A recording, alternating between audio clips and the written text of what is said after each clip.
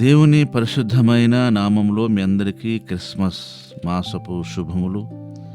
ఈ క్రిస్మస్ మాసపు ఆశీర్వాదములు, ప్రత్యేకమైన దీవెనలు కలుగునుగాక. దేవుని వాక్యము ఈ క్రిస్మస్ టైంలో లూకా సువార్త 2వ అధ్యాయంలో 37వ వాక్య భాగం. 84 సంవత్సరముల విధవరాలయుండి దేవాలయము విడువక ఉపవాస ప్రార్థనలతో రేయింబగళ్ళు సేవ చేయుచుండెను. దేవుని అనగా మెస్సయ్య రాకడ కొరకు తన యొక్క కమిట్మెంట్ చూడండి, నిరీక్షణ చూడండి, విశ్వాసం చూడండి. ఆమె దాదాపు 84 సంవత్సరములు విధవరాలయుండి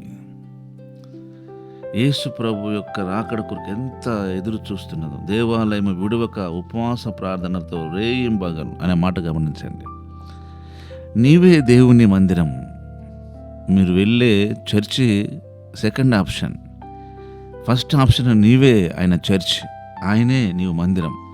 ఈ క్రిస్మస్ మాసములో అన్న దేవాలయములో అనే మాట గమనించండి. విడువక ఉపవాస ప్రార్థనలతో రేయింబగళ్ళు సేవ చేయడం. ఈ 2 విషయాలు గమనించండి. దేవాలయం ఒకటి, సేవ చేయడం ఒకటి. నువ్వు ఫస్ట్ ఆప్షన్ మీరే దేవుని మందిరం. ఫస్ట్ పత్రిక కొరింథీ సంఘానికి పౌలు గారు రాసిన ఫస్ట్ పత్రిక 3వ అధ్యాయము 16వ వాక్య భాగం ఇలా చెబుతుంది. మీరు దేవుని ఆలయమై ఉన్నారని, దేవుని ఆత్మ మీలో నివసించునని మీరు ఎరగరా? ఎవడైనాను దేవుని ఆలయమును పాడు చేసిన యెడల దేవుడు వారిని పాడు చేయను. దేవుని ఆలయము పరిశుద్ధమై ఉన్నది, మీరు ఆ ఆలయమై ఉన్నారు. చర్చి, మందిరము విడువక.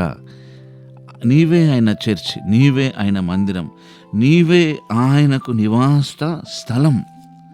ఇంకా చెప్పాలంటే నీవే ఆయనకు విశ్రమ స్థానం. ఆ మాట గమనించండి. కీర్తన గ్రంథములో నుండి 132వ కీర్తన 13వ వాక్యం. యెహోవా సియోను ఏర్పరచుకుని ఉన్నాడు. అంటే సియోను అనే దగ్గర మీ పేరు పెట్టుకుని మెన్షన్ చేయండి. తనకు నివాస స్థలముగా దాన్ని కోరుకుని ఉన్నాడు. నివాస స్థలము ఇది నేను కోరిన స్థానము, అది నిత్యం నాకు విశ్రమ స్థానంగా ఉండదు. విశ్రాంతి. నీ దగ్గర ఆయన రెస్ట్ తీసుకుంటాడు. ఆయనకున్న ఇబ్బంది, ఆయనకున్న కష్టం, ఆయనకున్న ప్రతి విషయాన్ని నీతో షేర్ చేసుకుంటాడు. మీరు నమ్ముతారా ఈ విషయాన్ని? మనమే అన్ని విషయాలు దేవునితో షేర్ చేసుకుని ఉపశమనం పొందుతాము. దేవుడు మీతో చెప్పుకుని ఆయన ఉపశమనం పొందడం ఏంటి? అవును, నిజంగా దేవుడు మనల్ని తనకు విశ్రమస్థానంగా ఏర్పరచుకున్నాడు. మనకు తనకున్న కష్ట నష్ట బాధల గురించి చెప్పుకుంటాడు.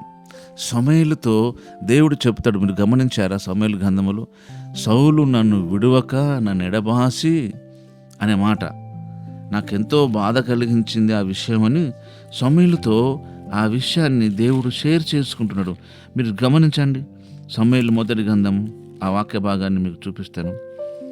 సమూయేలు మొదటి గ్రంథం 15వ అధ్యాయము 16-17 వాక్య భాగాలు. అప్పుడు యెహోవా వాక్కు సమూయేలుకు ప్రత్యక్షమై ఇలా సెలవిచ్చెను. సౌలు నన్ను అనుసరింపక వెనుతీసి నా ఆజ్ఞలను గైకొనకపోయాను గనుక అతనిని రాజుగా నిర్ణయించినందుకు నేను పశ్చాత్తాపపడుచున్నాను. దేవుడు తన ఇంటెన్షన్ని సమూయేలుతో చెప్తున్నాడు. నీ జీవితంలో కూడా అలాగనే ఉండాలని కోరుకున్నాను నిన్ను. నీ సమస్యలు చెప్పుకోవడమే కాదు, ఈ క్రిస్మస్ మాసంలో ఆయన నీతో చెప్పే మాటలను శ్రద్ధగా వినండి. ఆయన మీతో షేర్ చేసుకునే విషయాలను జాగ్రత్తగా యాక్సెప్ట్ చేయండి. అవినాభావన సంబంధము కలిగిన వారంగా ఉండాలి. కనుక మనము ఈ లూకా సువార్తలో 2వ అధ్యాయంలో దేవాలయమును విడువక అంటే నీవే ఆయనకు విశ్రమ స్థానమై ఉన్నావు కనుక ఆయన నిన్ను విడువడు, నీవు కూడా ఆయనను విడవకుండా ఉండాలి. దేవాలయమును విడవక ఉపవాస ప్రార్థనతో రేయింబగళ్ళు సేవ చేయుచుండెను.